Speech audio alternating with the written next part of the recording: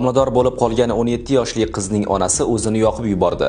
Joriy yilning 25-fevral kuni Issiqko'l viloyatining Oqsuv tumani Ichki ishlar boshqarmasiga 1985-yilda tug'ilgan mahalliy fuqaroning voyaga yetmagan qizi 16 haftalik homilador ekani haqida ma'lumot kelib tushgan. Tekshiruv doirasida 2009-yilda tug'ilgan qiz so'roqqa chaqirilgan. Uning onasi qonuniy vakil sifatida tergov harakatlarida ishtirok etishdan bosh tortgan. U og'ir ruhiy holatda ekanini bildirib, qizim homilador bo'lib qoldi, endi odamlarning yuziga qanday qarayman deya ta'kidlagan. O'sha kuni taxminan soat 21:00 larda ayol do'kondan ichimlik sotib olish bahonasida uydan chiqqan. Biroq tushkunlikka tushgan fuqaro o'ziga benzin sepib yoqib yuborgan. Jabrlanuvchi zudlik bilan Issiqko'l viloyat birlashgan shifoxonasiga yotqizilgan.